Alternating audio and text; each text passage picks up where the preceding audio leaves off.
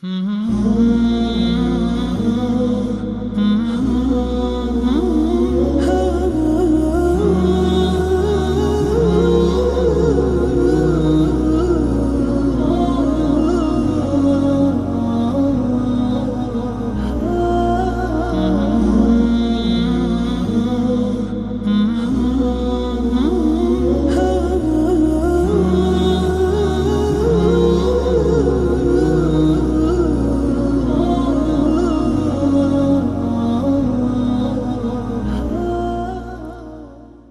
الله الرحمن الرحيم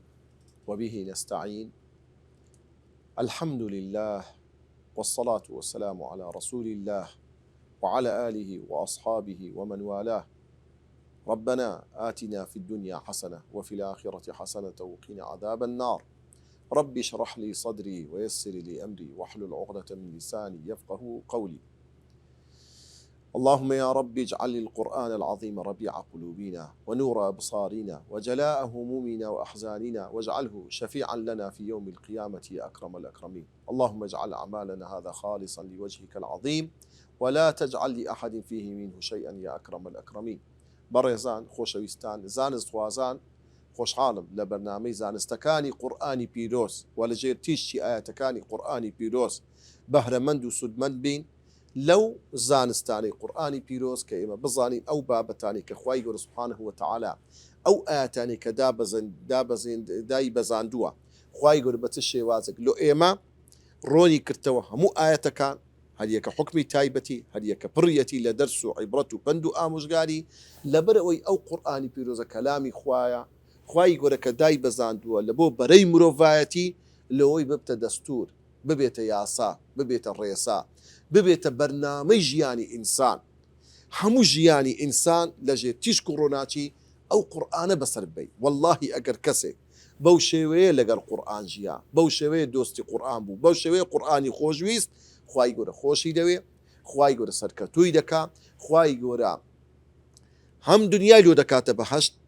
هەم دەیگەێنێتە ئەو بەهەشتەی کەوا فیردەوس الئەعلایە. خوای گەورە هەموو لایەکمە لەو کەسانە بژێڕی بە حەول و ئیسم و قووەتی خۆی. بەڕێزان و خۆشەویستان، لە زنجیرەی نۆیەم لەو بەرنامەیە دەگەینەوە بە خزمەت ئێوەی بەڕێز، ئەویش لەژێر ناونیشان و بابەتی ئەلمەعانی ئەلمتەعەلیقە بالئەلفاظ، واتە هەندێک وشەمان هەیە ئەو معناە و هەندێک معنا و مانای واتای ئاەتەکانی قورئان پەیوەستە بە لەفظەکان. مەقسەدمان پێچێ بە لەفظ، واتە هەندێک وشە هەیە ئەگەر کەلیمەیەک لەگەر کەلیمەی دواتر لێچی نەدەی سوبحان الله معنایەکەی لەنگ دەبی، معنایەکی خراپ دەدا، لێ دەبی ئینسان زۆر ئاگادار بی. کاتێک کەوا خوای گەورە سوبحانەهو وتەعالا دووشتی بە یەکتر باز دەکا، ئەوە حکمەتی خۆی تێدایە. لێ ئەگەر تەماشای قورئانی پیرۆز بکەی، خوای گەورە سوبحانەهو وتەعالا دوو ئوستوبی زۆر جوانمان فێر دەکات، ئوستوبی تەرغیب، ئوستوبی تەرهیب، هاندان، ترساندن. خوای گەورە سوبحانەهو وتەعالا لە قورئانی پیرۆز کاتێک باسی بەهەشت دەکا، باسی دۆزەخیش دەکا. لۆی کە کەسێک بانخوازە، بۆی کەسێک کەوە ئامۆژگاری کارە، بۆی کەسێک کەوا قسە بۆ خەڵک دەکا، هاوسەنجی ڕابگری لە بەینی ئەوەی خەڵکی هامدا باسی بەهەشت بکە، شتە خۆشەکان بخاتە بەرچاوی خەڵکی، لە هەمان کاتیشدا باسی دۆزەخ بکە، ترسناچیەکانی ڕۆژی دوایی لە بۆ خەڵک ڕۆم بکات و باسی ئەو هەڕەشانەی قورئانی پیرۆزیش بکات و خەڵک بترسێنیتن. کەواتە بەڕێزان لۆیە تەمەشارەکەی خوای گەورە سوبحانەهو وتەعالا هەندێک وشە هەیە پەیوەستە، یعنی هەندێک مانا هەیە پەیوەستە بەو وشانەی قورئانی پیرۆز ئینسان دەبی زۆر ورد بی. زۆر جاری وا هەیە کاتێک کەسێک ئاەتێک دەخینتەوە، وەڵڵاهی مەبەست و مەغزا و یعنی نیەتی زۆر خراپە، دەبی ئینسان ئاگادار بی. لۆ نمونە زۆر کەسەی ڕەخنە لە قورئان دەگری، یەک کەلیمەی قورئان دەردەینی، یەک ئاەت دەردەینی، مەقتەعێکی ئاەتێک دەردەینی، ڕەخنە لە یەک بەشی فەرمودەیەک دەگریتن، بە تەواوەتی ناستە بنج و بنەوانی ئەو ئاەتە لە چ کاتێک دابەزی، بۆ چ مەبەستێک دابەزی، حکمەتی چ بوو، ئایا عملی پێکرا، ئایا نەسخ بوویتەوە، ئایا ئەو ئاەتە حکمەتەکەی چ بووە کە دابەزیە. لۆ نمونە دەڵێن کابرایەک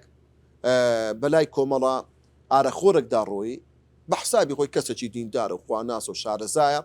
نەسیحەت و ئامۆژگاری کرد، گوتی کاکە لۆ ئارەقی دەخۆن، وتی لۆ کاکە چ بکەین ئەتوو چ دەکەی کۆرە گوتی ئەمن نوێژێ دەکەم ئەمن خوای دەناسم گوتی باشە پرسیارەکە لێ دەکەی کابرا ئارەخۆرەکەم بەویان گۆ وتیان باشە خوای گەورە لە قورئان دەفرن فەوەیل للمصلی وەیل و هات و هاوار و عەزاب و سەخت لە بۆ ئەو کەسانی کە نوێژێ دەکەن بەڵام خۆ نەیگوتیە وەیل للخەماری وەیل و عەزابی سەخت لە بۆ ئەو کەسانی ئارەقی دەخۆنەوە کابرا لە بەروی ناتێگەیشتی بوو بەرامبەر بە قورئان یەکەوسە تەستیم بوو وڵا قسەی گۆیە کۆڵەوا ویشەی من دەکەم دیارە لۆیە یعنی ئەوە ئەگەر نمونە چیش بهێنا بیانەوە یعنی ڕەنگە لە ئەسڵی واقعی دانەبیتن واتە ئەوە نمونەیەکە لەوەی کە ئینسان ئاگادار بی پێشی ئاەتەکە و دوای ئاەتەکە بزانێت چییە فەوەیل للمصلین ئەگەر تەواوی نەکەی الذين هم عن صلاتهم ساهون بەڕاستی معنایەکی زۆر خراپ دەگەینیتر دەبێ ئینسان ئاگادار بی جا بەڕێزان و خۆشەویستان یەکێک لەو بەشەی کە ئێستا ئێمە باسی دەکەین لەو بابەتەکەوە پەیوەندی ماناکان بە وشەکانی قورئان یەک لەو بابەتانە هیتمان الفەصل والوەصل فەصل واتە لێک جوداکردنەوە یعنی ئێستا تو کە ئاەتێکی قورئان دەخینەوە لە هەندێک شوێن نابی ئەو شەیە لەگەر ئەو شەیە لێک دەی غەڵەت دەردەچی لە هەندێک شوێنی قورئان وەصل دەبی دوو ئاەت لەگە یەکتر بهینی جوانترا یعنی لەگەیەکی ببەستیەوە بزانە تەمەشا بکە ئیمامی زەمزەمی ڕەحمەتی خوای لەسەر بێ دەفەرمێ الفصل والوسط وفي المعاني بحثوهما ومنه يطلبان مثال الأول إذا خلوا إلى آخرها وذاك حيث فصل ما بعدها عنها وتلك الله إذ فصلت عنها كما تراه وإن الأبرار لفي نعيم في الوصل والفجار في الجحيم إمامي زمزمي دفرمي الفصل والوصل وفي المعاني دفرمي فصل لقل وصل دو بابتا لعلمي بلاغة طبعا علمي بلاغة سيبشا علمي بيان معان بديع دفرمي لعلمي معاني لعلمي بلاغة لوين دري بحردو بابت بتيرو تسلي باس كرايا رون كرايتو لوين دري مثال الأول نموني كم كدكا فصل دفرمي كاتك خواي سبحانه وتعالى أو آت دفرمي وإذا خلوا إلى شياطينهم قالوا إنا معكم إنما نحن مستهزئون أو نمنبو آتي دين توا دفرمي وذاك حيث فصل أو آية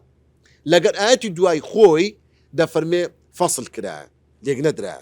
ما بعدها عنها لقد آية دواي خوي فصل كراء ليق جدا كراء توا وتلك الله كآية دواي بتسدس بيدك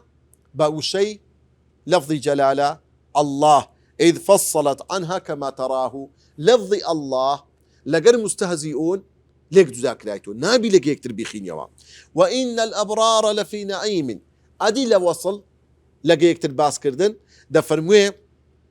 وكونوا من أو آتك أخواي ودفم إن الأبرار لفي نعيم وفي الوصل وعد كليتي بدي والفجار لفي جحيم أو دو آية لقى يكتر بقوتري باشتر جوان ترى دفرمي نموني فصل بزانة تمشاكة أوي كواد جوان وريك آتكان لقى يكتر باز نكري ليق ندي لقى يكتر خواي قول سبحانه وتعالى كباسي منافقة كان دك دفرمي وإذا خلوا إلى شياطينهم قالوا إنا معكم إنما نحن مستهزئون دفرمي منافقة كان كاتك دتسونو لاي قورا كافر كان جولكو كاربدستكانيان قالوا إنا معكم دانقو إيه مجد قال إيه وي إنما نحن مستهزئون كاتي إما دسلين مزلسي بيغمبرو دسينا لاي بيغمبري خواه صلى الله عليه وسلم أما وكو قال تزاري قال تدكين بيغمبري خواه طبعا لدواي أو آية تدي الله يستهزئ بهم كابرا أكا بخين توا كسي قارئة قرآن بخين تو بري إنما نحن مستهزئون الله نعوذ بالله في كافر نبي قبل نظاني بلو يعني إما مستهزئون قال تدكين بشي بالله يونابيت يعني لفظك زوزو النارك دبي بخين يوا لسر إن معكم مستهزئون لو الرادة وستي لباشان مع بابتش كديتن أو جاب بجواب هاتني خواي قولدي سبحانه وتعالى لبرامبر أو دروزنانا أو دوروا خرابة كارانا خواي قول خوي دفرمي الله يستهزئ بهم بلام خواي قول خوي ديان كاتم ماي أو كوا توشي قال تزاري سكايتي ورسواي ببن أو منافقانا بسبب درو خیانەتەکەیان لەگەڵ خوا و پێغەمبەری خوا صلی الله عليه وسلم. ئەوە نمونەی فەصلە. ئەدی نمونەی وەصل دەفەرمێ نمونەی وەصل ئەوەیە لێکدانی دوو بابەت لەگە یەکتر بیانهێنی. وەکو چی بزانە تەمەشا بکە. خوای گەورە لە قورئان دەفەرمێ ئین الأبرار لەفی نەعیم، وا جوانە دوا بە دوای وی وئین الفجار لەفی جەحیمیش بخینەوە لۆ، چونکە خوای گەورە کە باسی بەهەشتی کردیا باسی دۆسەخیش لە بەرامبەری دەکات. یعنی خوای گەورە ئەگە چاکەکاران بباتە ناز و نیعمەتی خۆی بەهەشت، ئەدی فجار ئەدی کەسە خراپەکارەکان بێگومان لەفی جەحیم شوێنیان ئاگری دۆزەخە خوای گەورە هەموو لایەکمان بپارێزی. لە بۆ تەواوبوونی معنایەکە واتەکە کە ئەو ئاتە خیندرا و ئەوت کەشی بەدوادا بخیندرێت. عنی کابراگەگە پێشنوێژی کرد برێ ئین الأبرار لەفی نەعیم لەوێ ڕاوەستی و دەبرێ صدق الله العظیم کۆتایی پێبینی. بەڕاستی ئەوە یعنی وەقف و ڕاوەستانێکی زۆر زۆر نەگونجا و باش نییە، وا چاکە ئاەتەکەیتیش بخینتەوە ئینجا کۆتایی پێبینی. بابەتە چکەمان هەیە ئەمە لە قورئانی پیرۆز کە دەی هەروەستەیە تەمەشا بکەین خوای گەورە سوبحانە وتەعالە لە قورئانی پیرۆز دائیمە شتەکان بە یەکتر باز دەکات. مەسەڵەن لۆ نمونە لە شوێنێک وعد و بەڵێن دەدا بە عەبد و بەندەکانی خۆی بەشتی چاک بە ناز و نیعمەتەکانی خۆی، لە هەمان کاتدا خوای گەورە دوا بە دواوی باسی هەڕەشەی خۆی دەکا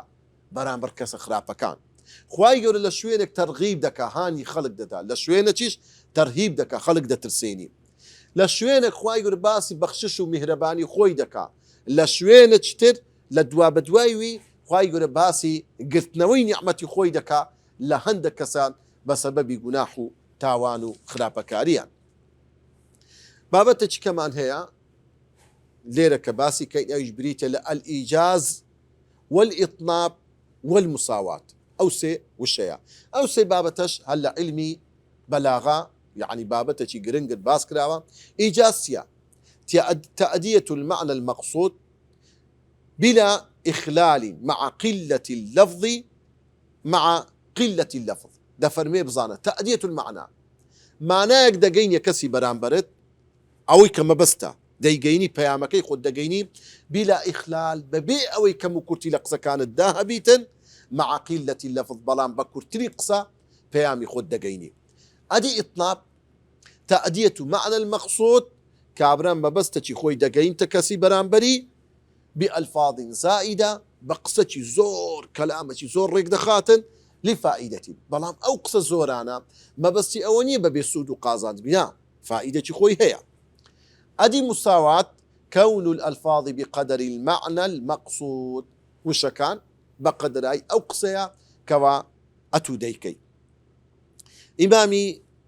زەمزەمی ڕەحمەتی خوای لەسەر بێ لە بۆ هەرسێکیان چەند نمونەک دەینتەوە دەفەرمێ ولكم القصاص في الحياة قل مثال الإيجاز ولا تخفى المثل.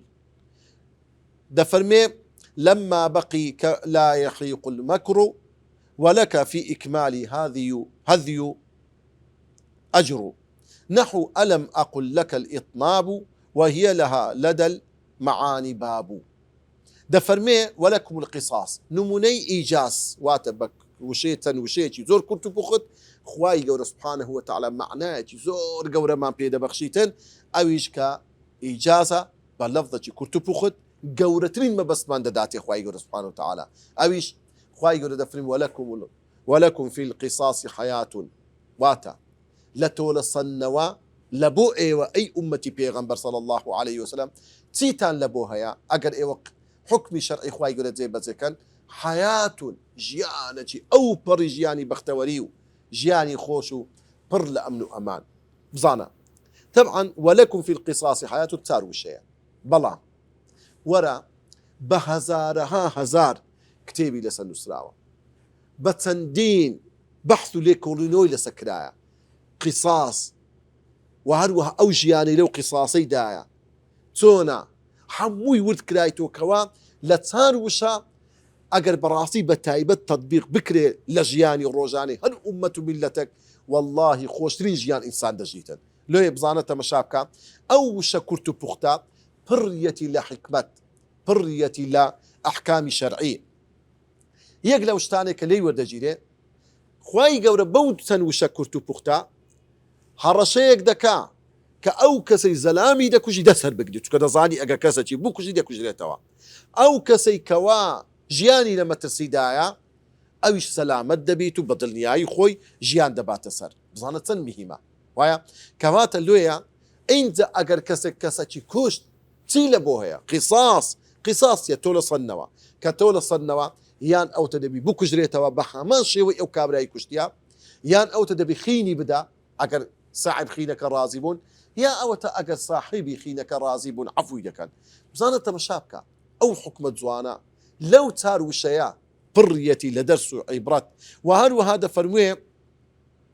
یەکێشتر لەو ئاەتانەی کەوا کورت و پوختە ولا يحيق المكر السيء إلا بأهله بزانە خوای گەورە بەو چەند وشەیەکی کورت و پوخت لێرە باسی کردیا خۆ ئەگەر خوای گەورە بیفەرموو بایە ولا يحيق المكر السيء واتە فرت و فێری بێباوەڕان و خراپەکاران ولا يحيق واتە سەرکەوتوو نابن هەڵدەوەشێتەوە لە ناو دەچی ئیلا بئەهلی هیچ نەگۆترابایە معناەکەی تەواو بەڵام لۆ خوای گەورە هینایەتی ئەوە لە بۆ ئەوەی کە ئینسان بە تەواوەتی معنایەکی باشتر و چاکتری لێوەربگریتن نمونەی ئەوە نمونەی ئیجازە ئەدوی نمونەی ئیطناب واتە بە درێژی بابەتەکە باز بکرێ درێژ بکرێتەوە لۆ نمونە دەفەرمێ موسا پێغەمبەر سەڵات و سەلامی خوای لەسەر بێ کاتێک ڕفاقەتی خضری کرد سێ جاران تەدەخولی ئیشی خضری کرد یعنی قسەی لە قسە کرد خضر وعدی لێوە گرتبوو هەر تیم کرد نابی گلەیم لێ بکەیت لۆیە جاری یەکەم موسا پێغەمبەر وتی گلەی یعنی ڕەخنەی لێگرت کاتێک کە کەشتەکەی کون کرد خضر گوتی ئەلەم ئەقول إنك لن تستطيع معي صبرا جاری یەکەم ئەو های فەرموو جاری دووەم کە غولامەکەی کوشت ئەو جارە موسا پێغەمبەر ڕەخنەی لێگرت وتی خضر ألم أقل إنك لن تستطيع معي صبرا ألم أقل لك إنك لن تستطيع معي صبرا وشي لكي لبو زياد كرد لو درين أو شي لك لو زيادي كرد يعني دريجي كردوا فائدة چي تيدا فائدة أويا يعني أي موسى بيغمبر والله بردوان بوني تو لقرا من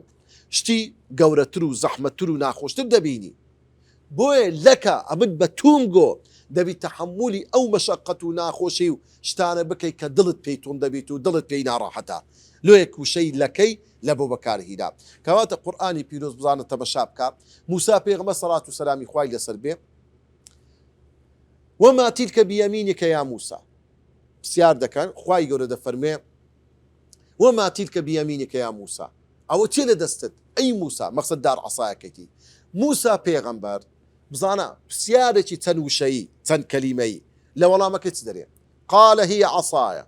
أتوكأ عليها وأهش بها على غنمي ولي فيها مآرب أخرى بزانە چار ئاەت هەر ئاەتێک چەندین وشەیە یەک پرسیاری کورد بەڵام وەڵامەکی درێژ لۆ دەڵێن التلذذ بخطاب چونکە هەندە تام و چێژی وەردەگرت کە قسەی لەگە خوا دەکرد عەزی دەکرد درێژی بکاتەوە بزانە لۆیە زانایان دەفەرمون خوای گەورە سبحانه وتعالى کاتێک باسی کەمالاتی ئیلاهیەتی خۆی دەکا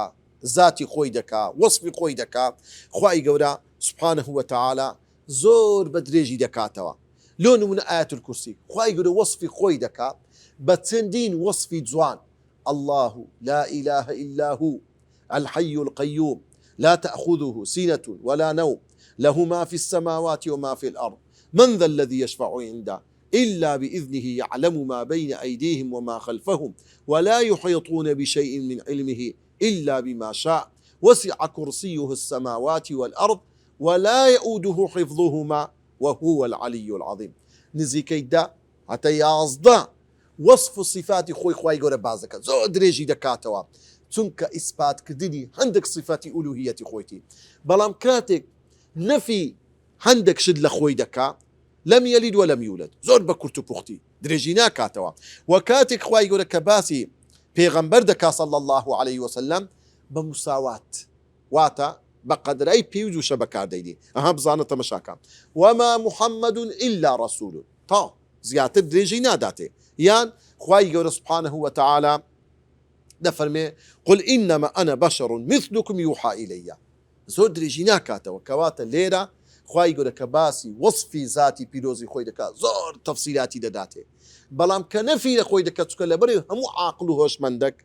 دەزانی ئەو صیفەتانی کە دەرێتە پاڵ خوای گەورە هەموو صیفەتێکە لەسەر ئەساسی علم نییە لەسەر ئەساسی عقل نییە کەسی عاقل بە شتێکی کورت و کەم تێدەگا بەڵام حەچەندی ئینسان لە ذاتی صیفاتی خوا لە ئەسما و صیفاتی خوا ورد بیتەوە قۆڵ بیتەوە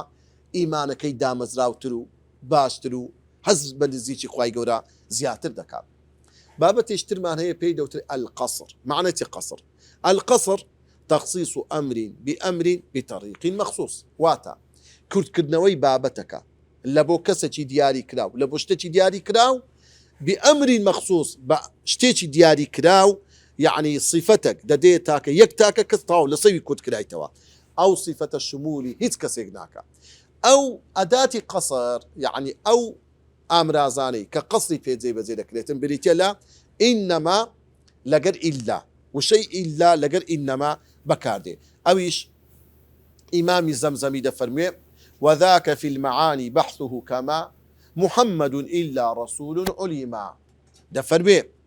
وذاك في المعاني لعلم معاني كعلم بلاغي بيوندي بعلم بلاغي هيا بحثه لو باسكرايا أدي نموني قصر وكتي وما محمد إلا رسول أو نمونة كيتي علما وكلك الزاناني أهل بلاغة زور برون وأشكراي باسكرايا دفرمي أو علمات تابع علمي بلاغية لعلم معاني نمونة كشي وما محمد إلا رسول بزعنا لو آيات بيروزة خواهي قول سبحانه وتعالى نفي دكا وما محمد هيش تغنية إلا رسول يعني الرسوليات كرت كرايتوا تايبت كرايا بشخصي بيغمبري خواه صلى الله عليه وسلم هيت كسي يشتر شايستي أو صفتنية بدرة بال هيت كسي يشتر حقي أوينية رسالته نبوته بيغمبراتي بدرة بال ذقل بيغمبري خواه صلى الله عليه وسلم بلام لقر أوش خواهي قرر سبحانه وتعالى دفلدو أو آتي وما محمد إلا رسول قد خلد من قبله الرسل أفإن مات أو قتل انقلبتم دواء بدواء يوي كباسي نبوة الرسالة بيغمبر دكا صلى الله عليه وسلم خواهي قرر باسي مردني بيغمبر دكا يعني أجر بيغمبري خواش بي أجر كسك بي قورترين وأشرف مخلوقي خواهي قرر بي بلام كو بيغمبر كاني بيشي وخلق كان دمرن پێغەمبەری خوش دەمری بە هەمان شێوە وەکو ئێوە بەشەرە یعنی لە بەشەریەت دەرنەچووە نەگەیشتە ئاستێکی بەرزکەواتە لۆیە خوای گەورە ئاگادارمان دەکاتەوە سیفەتی پێغەمبەرایەتی لەوەی زیاتر نابی پێغەمبەر بگەیەندرێتە پلە و پای خوا نەعوذ بالله نابی لەو ئاستەش بهێندرێتە خوارێ هەر وەکو خوای گەورە دەفەرمێ ئینەما يخشى الله من عباده العلماء گوتمان قەسر بە دوو ئەدات دەکرێت یەکەم ئیلا لەگەر ئینەما إلا وما محمد إلا رسول أو نمونة من هناما نموني دوام إنما يخشى الله من عباده العلماء إنما أو أداة قصر بيدوتري واتا ببشكو قمان أواني لخوا ترسن من عباده أواني لبندكان إخوان لخوايدة ترسن بحقيقته براستي كين العلماء كوات خشيتي إخوان كرت كرايتوا لسر كومل خلقاني دياري كراو كتشين زانایانن خوای گەورە لەو کەسانە من بژێڕی کە خەشیەت و تەقوا و لە خوا ترسی خوای گەورە لە ناو دڵمان بی خوای گەورە لەو جۆرە کەسانەمان هەژبار بکە خوای گەورە بە بەندە ڕاستەقینەکانی خۆیمان حسێب بکات بەڕاستی گەنجان و بەڕێزان زۆر میهمە هەر علمەکەت وەگرت پەیوەستی کەی بە کەلامی خوا بیبەستیەوە بە خوای گەورە سوبحانەه وتەعالا بەوەی پلە و پایەکەت بەرز دەبی بەوەی گەورە دەبی لای خوای گەورە سوبحانەه وتەعالا لۆیە بەڕاستی ئەهلی عیلم ئەو کەسانن خوای بە حەق دەناسن ئەو کەسانن تێکەڵی کەلامی خوا بوونە ئەو کەسانن کە بەڕاستی قاڵ بووینەوە لە ناسینی خوای گەورە سوبحانەه وتەعالا لۆیە ئینەما یەخشە الله من عباده العلماء بەڕاستی پێویستە هەموو کەسێکی زانا و دانا بە تایبەت لە چینی گەنجان مامۆستایان ئەو ئاەتە بە نەخشێکی زێڕینی لەسەر پەڕەی دڵەکانی خۆیان تۆماریکەن و بینووسنەوە دەپاڕینەوە لە خوای گەورە عاقبەتی هەموو لایەکمان خێر بکە خوای گەورە ئەوەی کوتمان و دەیڵێن لێمان قبول بکە بە ئیخلاسەوە خوای گەورە ئێوە سەرکەوت و سەرفراز بکە خوای گەورە شارەزامان بکە لە کتابی خۆی لە قورئانی خۆی لە عیلم و زانست و زانیاریەکان بەهرەمەندمان بکە لەو کەسانە بین فێر بین و خەڵکی فێر بکەین و کار بکەین بەوەی کەوا وەرمانگرتیە و فێری بووین. وصلى الله وسلم على سيدنا محمد وعلى آله وصحبه أجمعين.